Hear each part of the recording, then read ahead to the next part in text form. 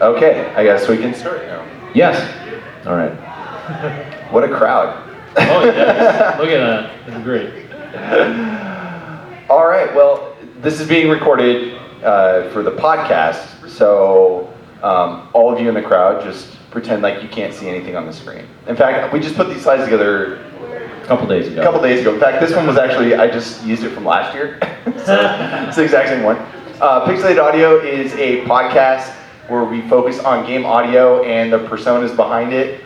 Already going for it. I was expecting laughs. No, we've been doing it now for 10 years. So that's pretty cool. Yeah, it's 2014 we started, and it's 2024, so we're older, have more gray hair, but we still love this stuff, so we're just gonna keep going with it. I don't think we need to talk about Pixelated Audio. I'm Brian, this is Gene, and joining us today is our good friend. Want to introduce yourself? My name is AJ, I go by Rage Cage Online. I've been listening to Pixelated Audio for a little shorter than those 10 years, but they were my first VG podcast, and part of my inspiration to make my own podcast, VG Emporium, which is currently on hiatus, but I have a 100+ episode backlog for you to check out if you wish.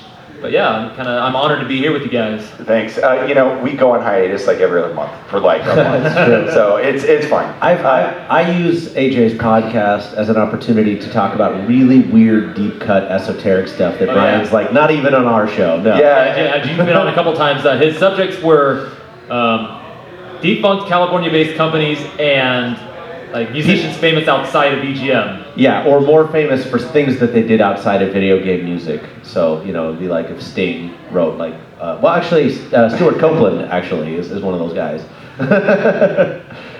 Anyway. So today we're going to talk about Persona because that's the theme of MAGWest this year. So we said, you know what, there's a ton of games in the series, it's confusing as hell. We're not going to try to break it down into some kind of chronological order, but we are going to talk about Persona, listen to a few tracks, and yeah, have some fun. We're not prepared for this, so if you're expecting anything, sorry. I have next to no experience to Persona other than music. Okay, well that's good. That's good. That's most of what counts here. Gene, you want to start us off? I would. So I'm going to keep this real brief. So I don't know how many people know this out in the listening audience there, but Persona obviously started before going all the way back to the Megami Tensei games, and even before that was a series of 3 graphic novels. The first one proved to be pretty popular, so they're like, let's turn this into kind of a media property. So one of the first things they did with it was they licensed it for a game, and so you get the Famicom game, Megami Tensei, the first one, or Digital Devil Story, Megami Tensei, which is where you get the whole Mega 10 thing from. It's the shortened version of like all the games that are kind of in this universe. It's 1986 for the comic and 1987 for the game, so it's going back, actually, I think all of these things are older even than I am, which is saying something. But we're not here to talk about those games. What are we here to do, Brian? Right. We're here for ranking every single game. Every single game in the Mega 10. No, I'm just kidding. Ooh. Obviously, we don't have that kind of time. We're going to skip right past that. But what we can say about this is it's become a huge media franchise. It's not just the Shin Megami Tensei series or Persona. It's also split off into a lot of different sub-series, which, if you go on to the next slide, we'll go over to very briefly. So, interesting thing about this series, for those of you who know a little bit or maybe a lot about the series, the Mega 10 or Shin Megami Tensei series is really focused on a lot of themes that are, I would say, difficult to either translate or localize or get approval for. So it's themes of religion, spirituality, the occult, technology, modern day Japan. These things, we were talking about censoring crosses out of video games in the 80s, so this was never going to make it over. At least right when it first came out. Oh, we're doing a little selfie in the middle of the thing. So I only bring up this slide to show that there were actually quite a few games in this whole lineage before we really got anything. I mean, let's be honest, the first game we got was Jack Bros for everybody's favorite. Oh, okay. The Virtual Boy. It was like a weird platformer top-down game. But the real first game that we got in America was Persona, which had a notoriously weird localization. Like it was bad. Yeah, it was bad. They eventually fixed that problem, but we started with the Megami Tensei series, then sort of the direct sequel, the Shin Megami Tensei series. Then there was a spin-off, the Devil Summoner series, and then finally Persona. So there's all these games that we never got, and then we get to the edgy PlayStation, for teens, I guess. And that's when we finally get this game that's got all these really cool themes, and yeah, it's our first exposure here in America to the larger Mega 10 or Shin Megami Tensei series. Maybe they thought it would translate well, not necessarily the localization, but the game mechanics might translate well to the US. I don't think they thought it through too much because it wasn't really that popular here. It didn't get much of it didn't gain much steam. And when we look at the series as a whole, what Gene is trying to say here too is there were a lot of games before it, but what actually inspired Persona is one game specifically, and that's Shin Megami Tensei If. This was released for the Super Famicom, and it was released in 1994, and it was really well received and brought a lot of players into this familiar high school setting. A lot of kids, teenagers were playing Super Nintendo at the time. They had kind of grown up through the NES and prior. And so it was really relatable, and it brought into this kind of social, familiar high school environment with a lot of social, kind of oddities and norms and teen, high school thoughts, right? Building relationships and understanding more about yourself. And so it really took off, and that's where Persona kind of spawned from, was this game specifically. If the list, right, that we showed earlier, our joke slide with how many games are part of the series, it's not really even a testament, because there's games that they've made countless ports of spin-offs of spin-offs of spin-offs, remakes. Like I said, ports to almost every other console. Fighting games, dancing games, yeah, just all sorts of stuff. Yeah, I mean, we're really focusing on the 6 main games in the series here, but for this episode. But they made manga, graphic novels, anthologies, anime, live-action stage plays about Persona, drama, events, concerts about all the music. I mean, we're here. This event is based on Persona, and Lotus Juice is here. Right. One of the most famous rappers who got a start, I guess, got really big in Persona 3, and also did a bunch of tracks in 4 and 5, is here. I've met him. I've shaken his hand. He's a very nice person. I hope you get a chance, if you're here at MAGWest, to meet him. We were supposed to have him on this panel. Yeah, Well, it didn't work, but we're all very busy. But yes, get your merch signed over there. Enough plugs about that. Let's get into the first game, Persona, Revelations Persona, as it was called when it first came out here. Right, Revelations Persona, this was released in 1996. It follows an unnamed protagonist, and it's based on exactly what Persona, or Shin Megami Tensei If, tried to accomplish with the high school setting. I mean, the rest of the games follow this I guess, theme.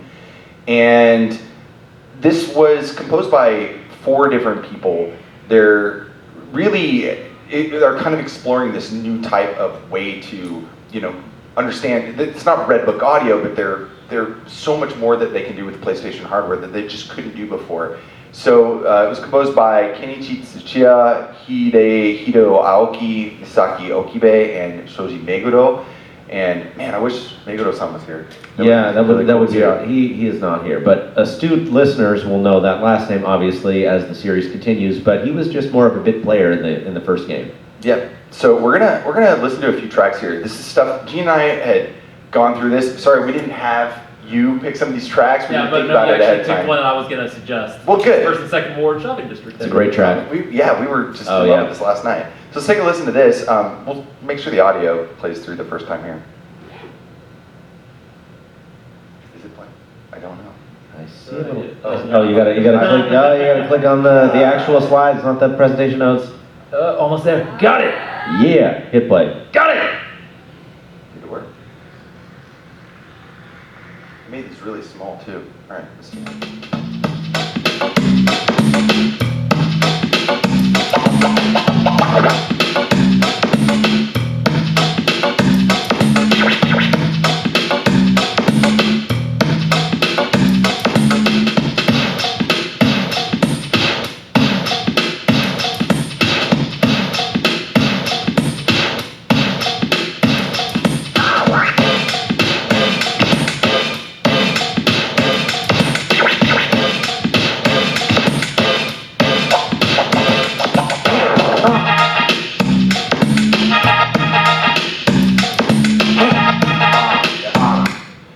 This ain't your pappy's Dragon Quest. It's 1996.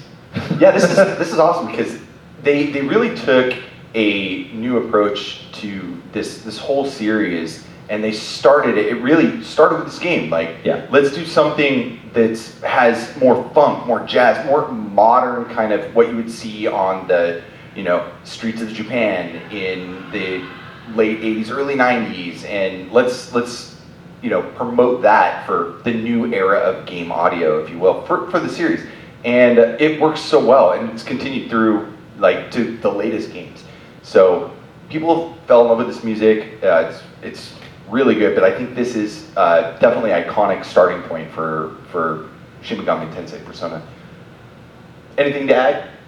Well, I'll say, I know a lot of people, recently have really liked, the more recent, Persona 4, Persona 5 soundtrack because of just that really clean and big sound of it. But I personally prefer the PlayStation, so Persona and Persona 2's music because that PlayStation jankiness that's there. It's just that very unique sound that comes with that sound processor because it is, I don't really know what to call. I don't even know what the processor is, just the SPU or ADU just PlayStation. Yeah, just a sound. PlayStation sound. So like you said, not Redbook audio, but it's just all sample based.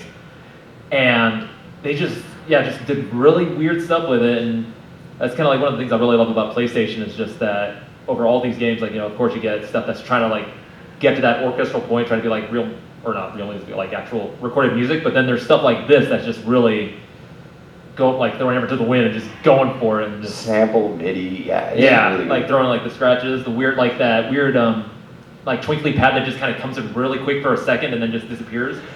That stuff, I love it. It's a very experimental era for games. I mean, we still have really cool games, but you'd have big budget games that were just trying things. Yeah, and the thing about this soundtrack too, and most of the Persona soundtracks, is you don't really need any context. If you bought this CD or something, I mean, nobody would even assume it's game audio. It's mostly that, kind of has a lot of breakbeats, jazz fusion, acid jazz. There's so many different things in there that I think the composers are trying to explore with this. A lot of ambient, series. a lot of ambient stuff too, just more atmospheric, We have another track here, and this definitely sounds more video gamey, so we wanted to throw it in because it does kind of, well, it's a really great track, but it does show the variation that you get in all these Persona soundtracks.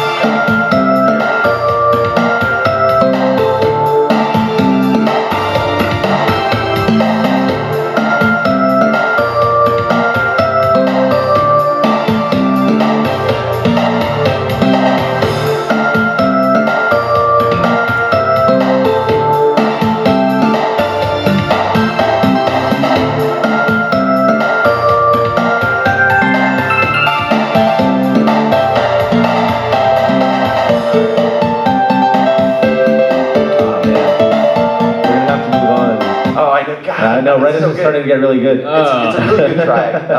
It's funny because this is my favorite track, and it's the most J-poppy one too. So it's so good. It's fun. I can listen to this all the time. And there's so many PlayStation nuances to this track too. Yeah. A lot of those synths you hear in it reminds me of Lunar in certain areas, and Phantasy Star and the all these different RPGs reused a lot of the same samples, and so it's just an awesome track.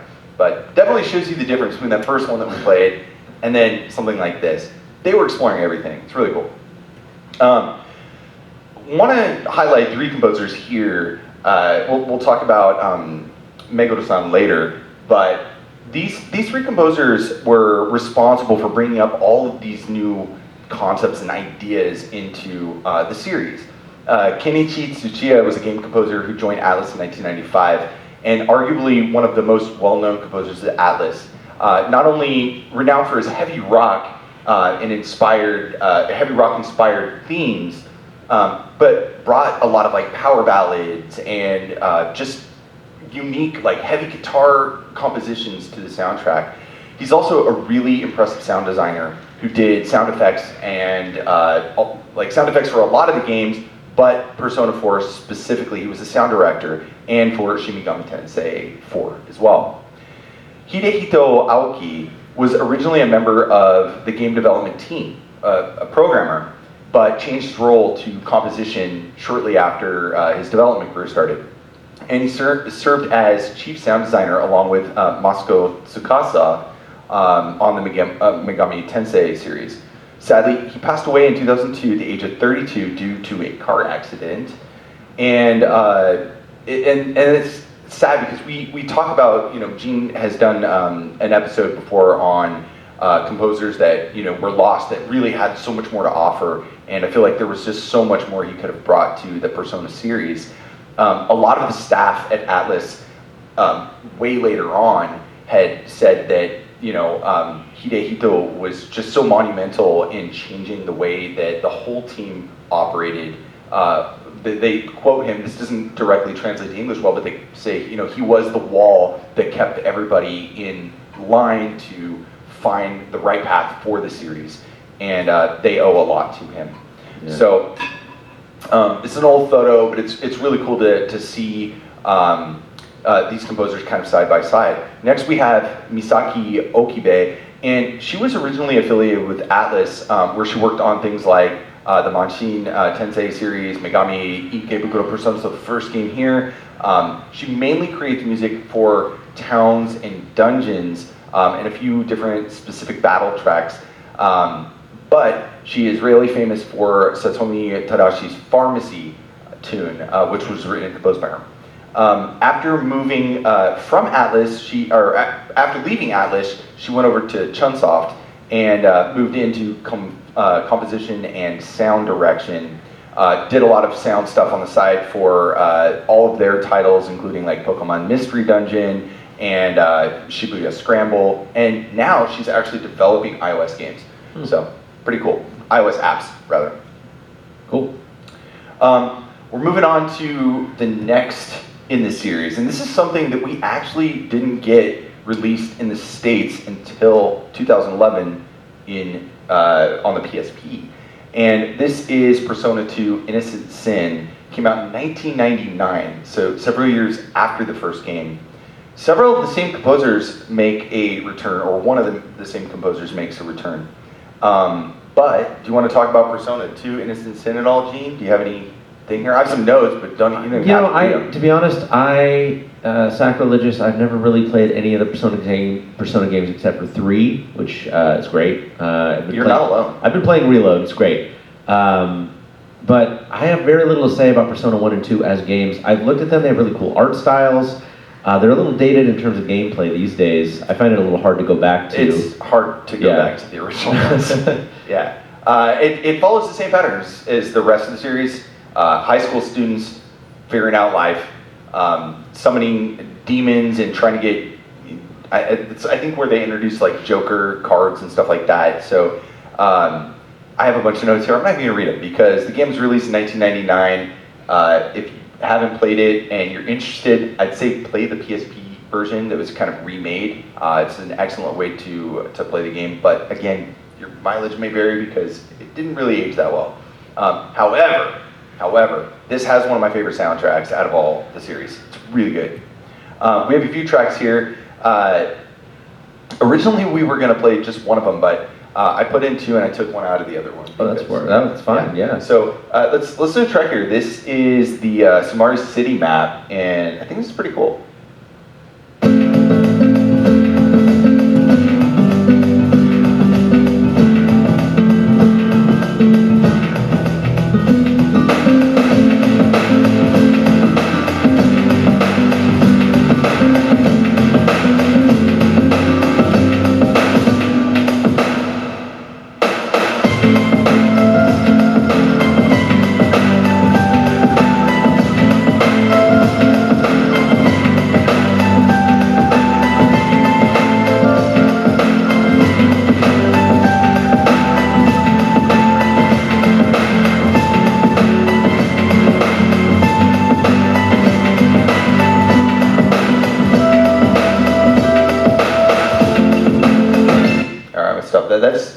It's a cool track. It's so different, right, than a lot of the other stuff. Persona 2, you know what? I want to know if there's anybody, so there's, I just went to a few different sets. There's a lot of Persona 4, 5, Mega 10, 5, but I want to see somebody do some Innocent Sim covers. Oh yeah. I think My Score might have done one because they were kind of going all over Persona. Oh really? Yeah, they have two I albums. missed that one. They have an album that's devoted to the SMT series and one that's the Persona series. But yeah, they do a lot more of the deep cuts, which harder to find, especially going back that far. The next track we have here is Battle Theme from Persona 2, and this, I believe, and if somebody's going to say that I'm totally wrong here, but I believe this also made an appearance in Eternal Punishment. But let's take a listen.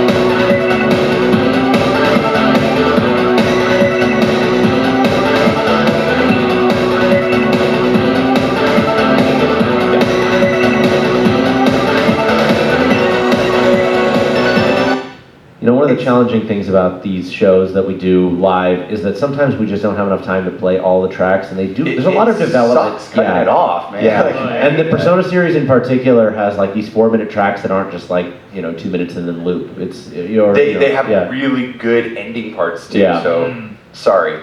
Check us out online, pixelatedaudio.com. Yeah. So a few different composers that we haven't talked about because they made their first appearance here. We have Toshiko Tasaki and Masaki Kurokawa.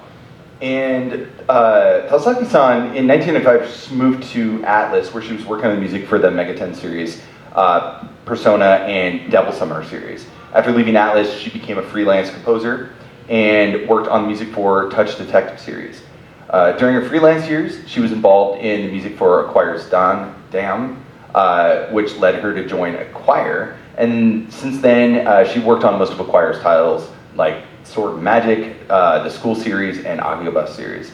So one thing about her is, this is a little nugget of information that only a few people will care about, but there is a clerk in Persona 2.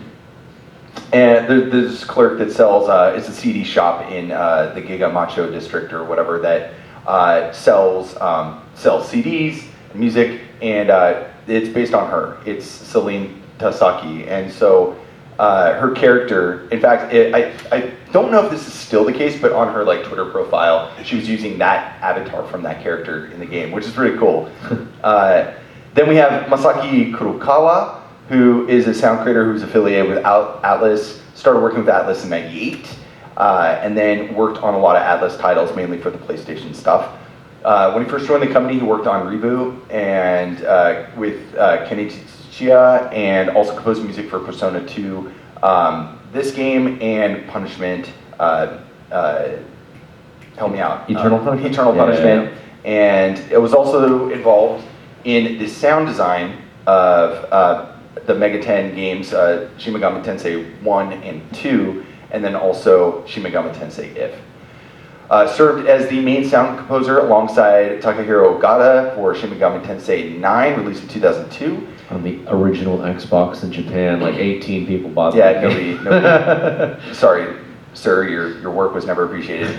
And did the BGM and sound effects for that, as well as the 5.9 channel surround sound stuff.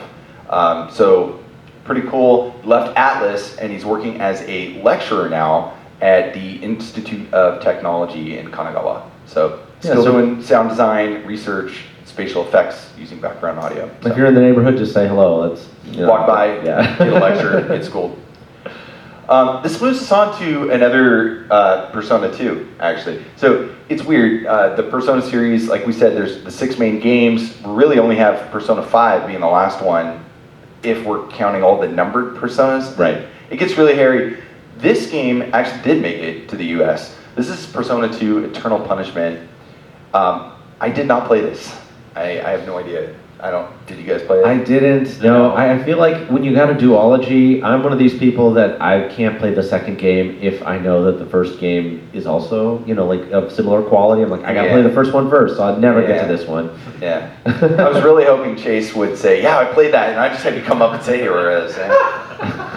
Yeah, just that's the only game I played the whole series, yeah. Yeah, it does have some good music here. So there is one track, and this is what I found was really interesting about the soundtrack itself. It actually has a mix of some of the Persona 2 files in it, one of them being Maya's theme. And I really get Maya's theme from Persona 2 Eternal Punishment, but also it's really, really good from Innocent Sin. So I was going to play just a little bit of both, if that's okay.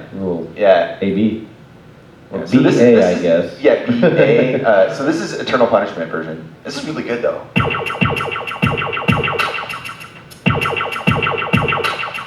And that's it.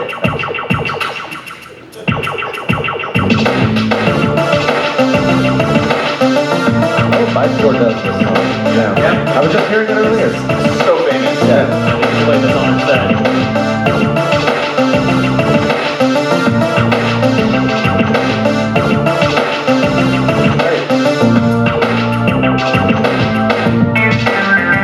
So pay attention to those because this is the version that I wanted to play first, which is actually from Innocent Sin, but it shows up in Eternal Punishment too. Stick with listening. It's a lot more like game sound, right? Like The soccer is theme. yeah. Remember that guitar came in earlier. Let's do it now.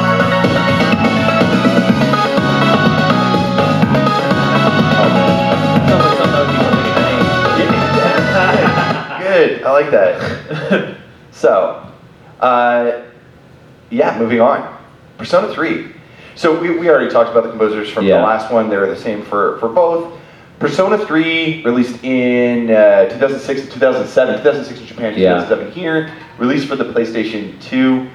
This game, I think, is where people started paying attention. Yeah, I feel like this is really where it broke through. Like, I remember when it came out for PS2, and it was in, not like, common conversation, but I definitely remember when people were talking about JRPGs and cool stuff for the system.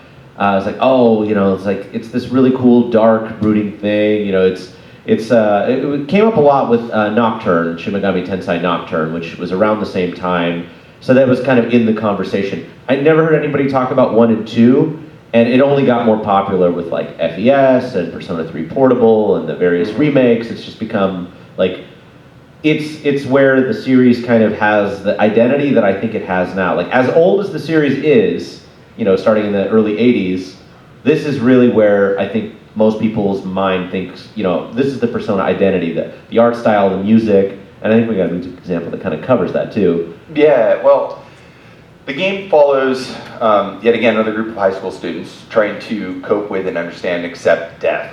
And I mean, as for me in 2006, I was still pretty young. So like, these concepts, I wasn't that far out of high school. So it's very relatable, like you're exploring, like your own beliefs and your own, yourself. And there's a lot of the Jungian psychology around this, even more amplified in this game.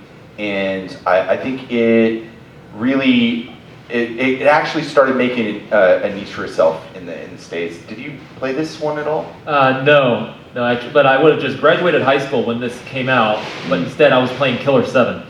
Okay, well, that's right. I feel like Killer 7 is actually very similar sort of zeitgeist, really. It's this idea of like, a deep dive into the psyche. I feel like that was such a common thing around this time frame. I don't know.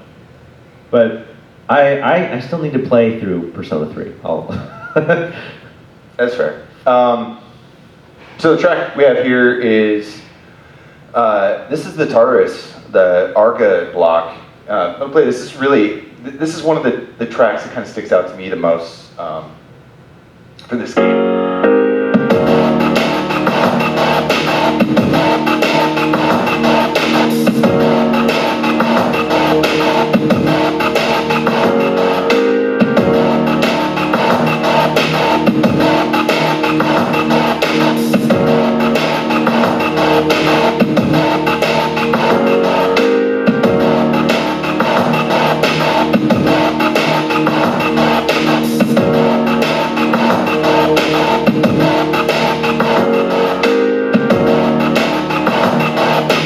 it's repetitive, but Yeah. it has this, those really kind of dissonant jazz chords, the kind of shuffly breakbeat in the background.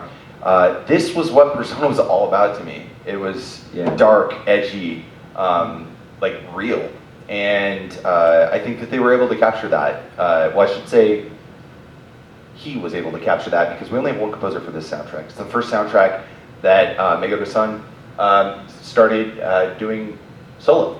Yeah. So, Before you get to that, I think one thing that's interesting to note, I think sometimes every once in a while on the show I'll bring this up, but I'm fascinated by transitional games where it's sort of like, you can tell that they're influenced by what came before, but they really want to kind of create their own thing. This track in particular sounds like old Persona. It's it's newer, it's a little fresher, it's PS2, so there's higher audio fidelity. And like, there's a lot of tracks on this soundtrack that's clearly Shoji Meguro, and it sounds like new Persona, but it's like, it's just kind of starting to step out into like, this is my identity of what I think the series should sound like. And it doesn't make for the most interesting track in and of itself, but I don't know, I just find those kinds of things interesting from like a historical, like, oh, there's the turning point right here. yeah. We have another track here, which is Burn My Dread. So let's take a listen.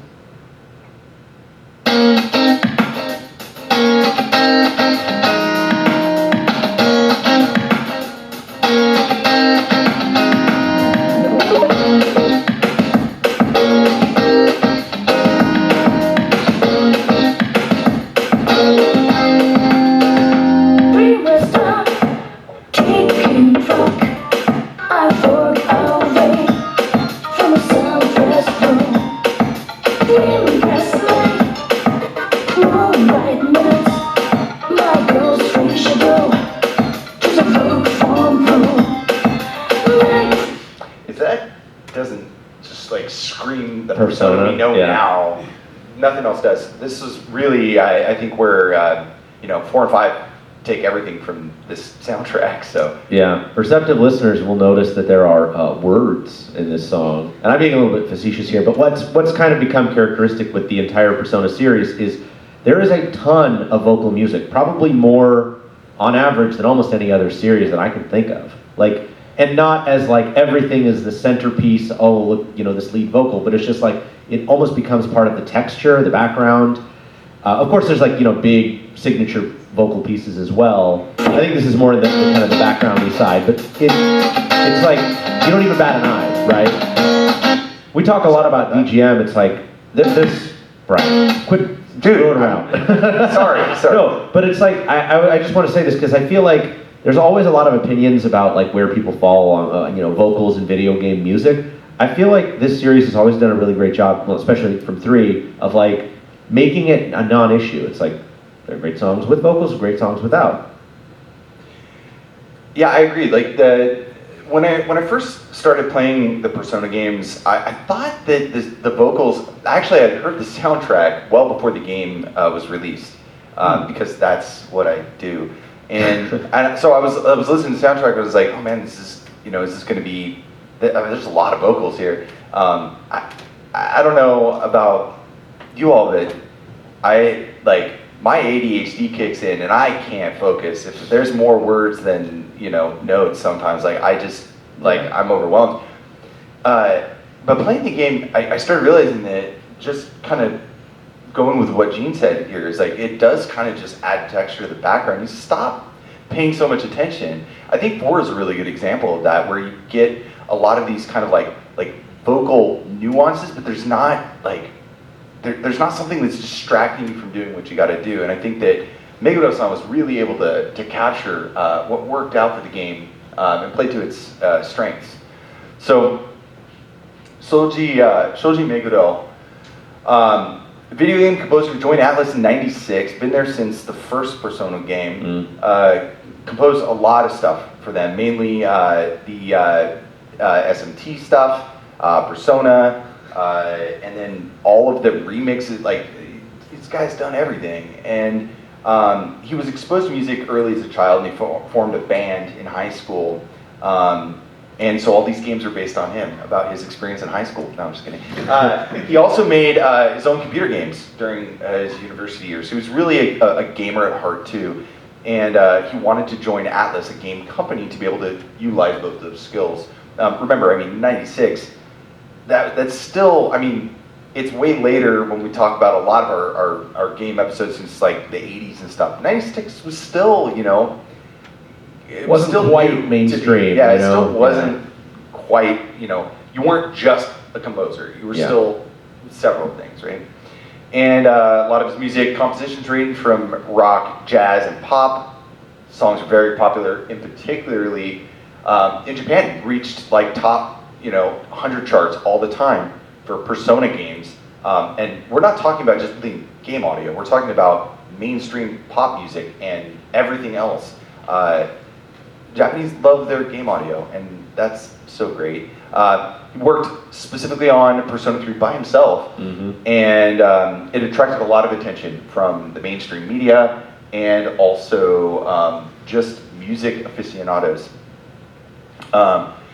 In September of 2021, though, he left Atlas, so he'd been there forever, and then he became an independent freelancer, but he's still involved in you know, guiding and leading some of Atlas Group and also indie game production. So cool. And there he is, a picture of him with a Persona PSP game. Not sure which one that is. 3? Yeah, maybe. I can't see from here, but probably. Yeah, it's too blurry. I'm too old. Okay, so let's move on to Persona 4. Actually, this one was the one that really hooked me, and I think it hooked a lot of people. This came out in 2008 for the PlayStation 2 originally. It was later released for the Vita as Persona 4 Golden.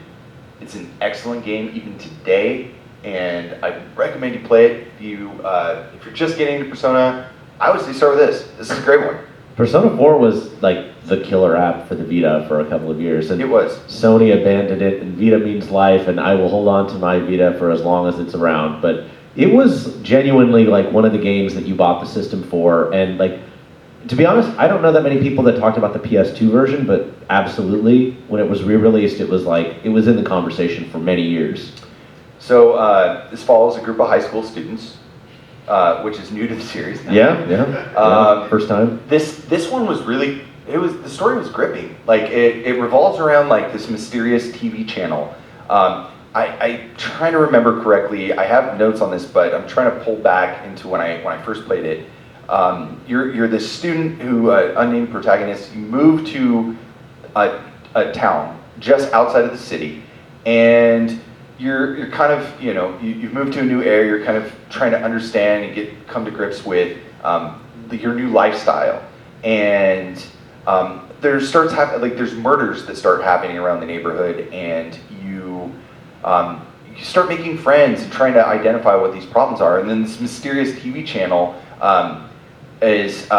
sucks you in and like shows you an alternate reality with like life's truths and all this stuff, and it gets really complicated and meta. And I think this is the one that really gripped me the most in the Persona series. I was actually more of a Mega 10 fan than Persona, and this one kind of pushed me to split between the two.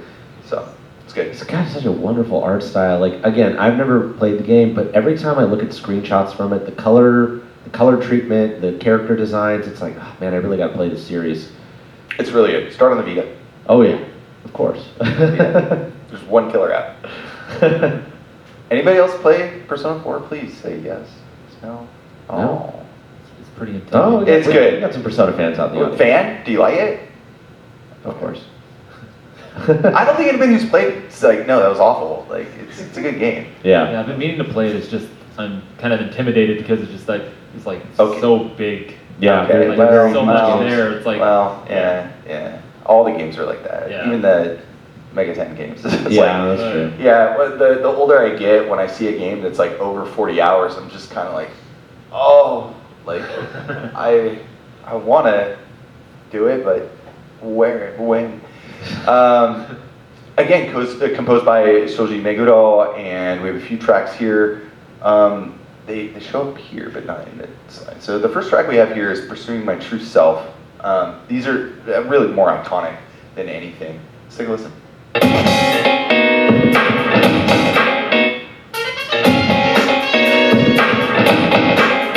We are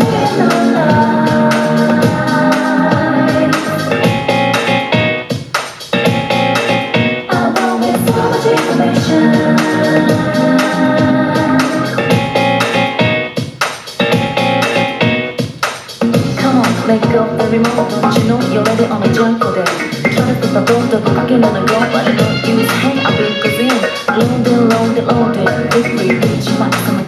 The good thing is, like, it didn't distract me with the lyrics too much because I couldn't tell what he was saying. So it's all right, right? We got another track here. You got any comments on that, AJ? Should have been a Bimani Beatmania, Yeah, 2DX composer, but it's fine. I was gonna say it has a little bit of that Shibuya K kind of sound too. Yeah. You know? Yeah. This is Signs of Love.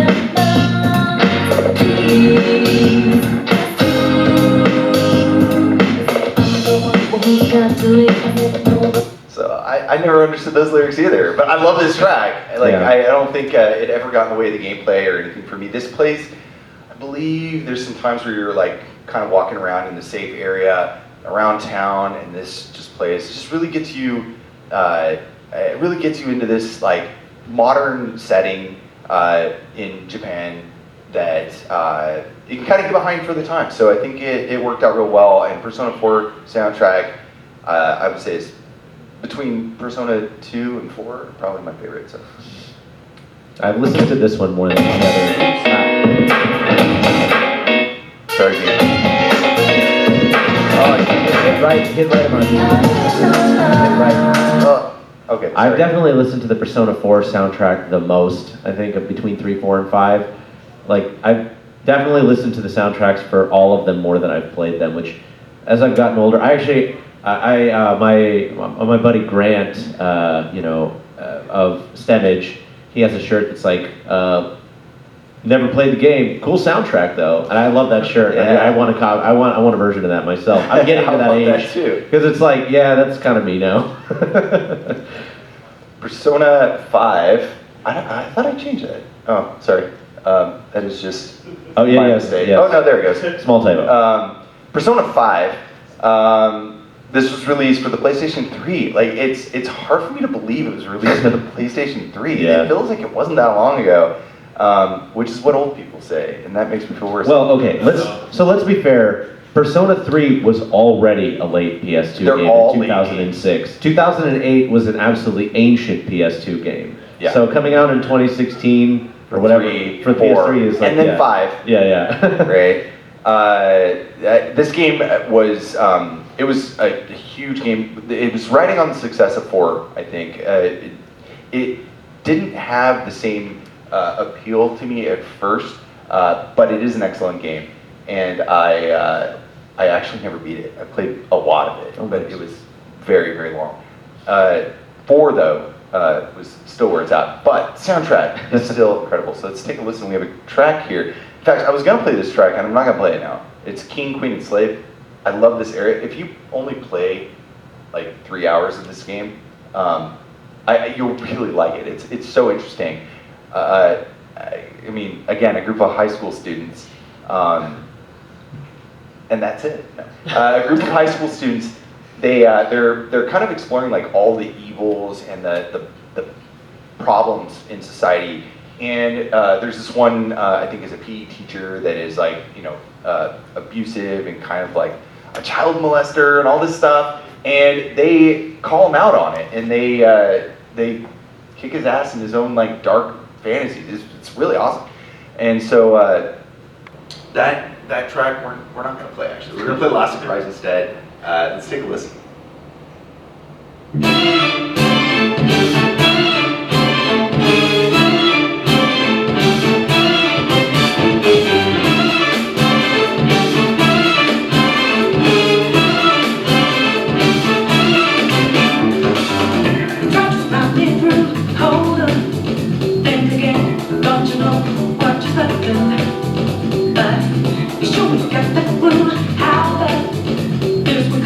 Don't you know, oh my art. And as I look to that horizon, like it's storming with its ocean cold. Seems like it ripped up out of nowhere, all the land. You was not what one, two for double. You never see it come down. We're gonna hear that song a lot through the next few days. Oh yeah, and honestly, disco never died. It just went underground. All of the soundtracks, especially 4 and 5, are very heavily inspired by disco and funk and all that stuff. They're just really lovely soundtracks. Just a modern take on classic genres, but that groove never dies. Beautiful, beautiful harmonies, melodies, funky. I love it. I love those soundtracks so much. And all the soundtracks, we're not doing them any justice, because you can listen to the whole thing all the way through, and everything is so different. And so yeah, picking out like 1 or 2 or even 3 to 10 tracks just still doesn't represent the entire soundtrack. So let's take a listen to Life Goes On before we move on.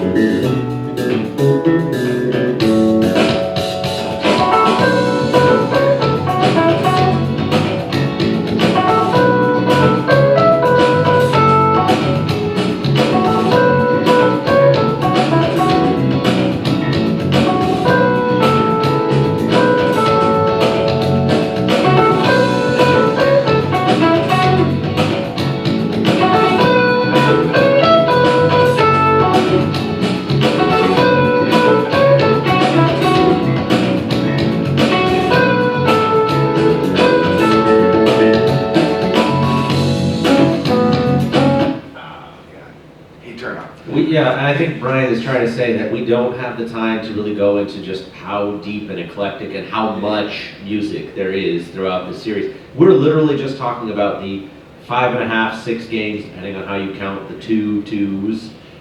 And there's hours and hours of just amazing music in these soundtracks. There's a reason why we didn't do an episode on Persona before, because the way that G and I operate, we would be here all year. It's the same way. Yeah. Like, we can't stop to go through the rabbit hole, and we can't dig ourselves out.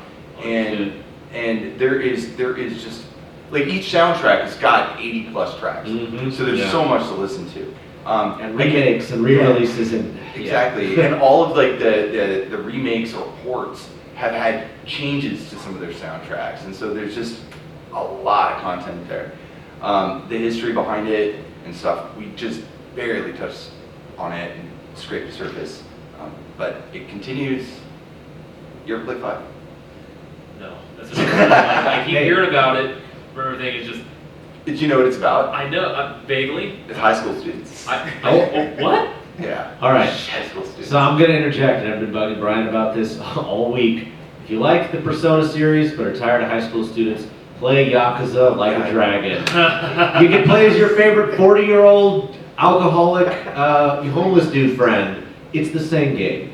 He loves Dragon Quest. It's true. They're also a great series with, let's not go into that rabbit hole of the entire Yakuza series of music. I mean, yeah, I'm not here for that. Next year, maybe. Actually, that'd be a great theme for MAGWest. Anyway,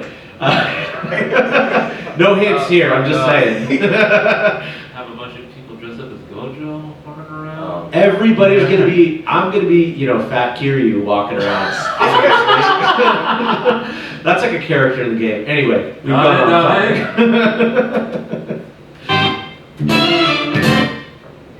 All right, and there's our tooth man. The Tooth Man. Thank you. Look at him. It's definitely a bit of a lighter show for us, but if anybody has any questions about anything that we talked about, feel free to step up to the mic or just say anything you want to say about the Persona series. Come on up. Anybody? No takers? No takers? That's all right. I don't want to talk about it either anymore. So. I do, actually. But we are very much close to our time for the day. But please, folks, especially for those of you who are here in the room with us, please enjoy the rest of the weekend. We have so many great bands that are performing Persona music. Hopefully, if you caught them right before this, Biswar played a bunch of great music. Lacey Johnson is going to be performing. Such a good show. Oh, yeah. Oh, man. We've got, of course, Lotus Juice performing. That's going to be amazing. So, he's going to be playing stuff that he's done from the games himself. I feel like there's a couple of other people. I've seen the Jam Space has been doing tons of people are just jamming on Persona music. We have dug into the theme very hard this year. You know, this is the year of Persona, truly. Go out, enjoy yourself, and listen to all this great music. Thanks for joining us. And you too, Doug.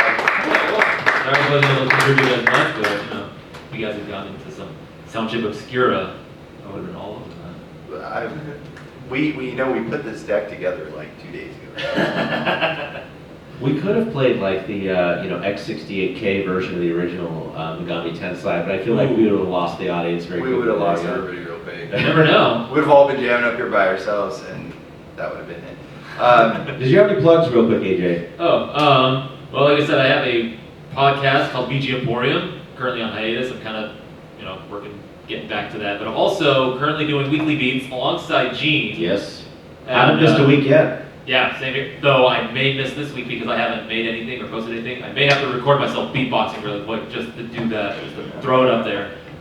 Which, if you want to hear some crazy beatboxing, I'm going to be getting up on the soapbox at 9 o'clock. I don't know what time, but I'm going to get up there and I don't know what to tell you. I didn't know you did that. I do it. Oh yeah, AJ's an amazing beatboxer. I've got some video I think from last year of him doing it right here at MAGWest. Yeah. I have no idea how I do it. All I can say is that I am slightly influenced by Tom Miller, who went by Tom Appella on Overlooked Remix. I don't know if anybody's familiar with him. Oh, Tom Miller was at MAGWest many years ago, I think 2019. Oh, geez. Yeah. Yeah, I only know him through Facebook and, of course, the Overlooked Remix. And he did acapella remixes. And that made me think, I don't know how to use audio software yet. I'm going to try to do everything in one take. Okay. So that's how I learned how to do the drum and the melody and the bass all at the same time. Actually, you know what? I don't need to put you on the spot. Do you want to do a quick little demo? So what would you like me to do?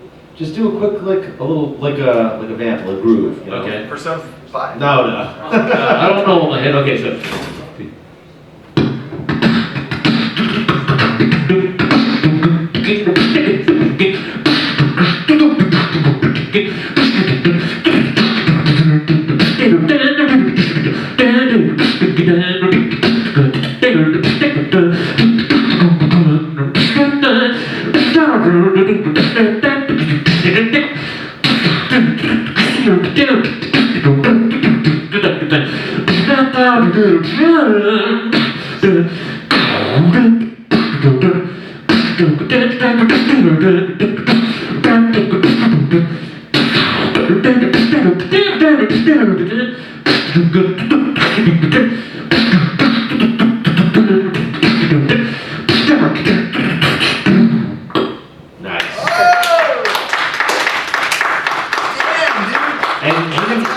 You didn't even get to hear the speed beatbox. Oh god, you can go faster. We're not gonna make soapbox. Yeah, catch him in like 20-30 minutes upstairs. It's gonna be a lot of fun. Is there anything else we want to cover, like last little things before we get out of here?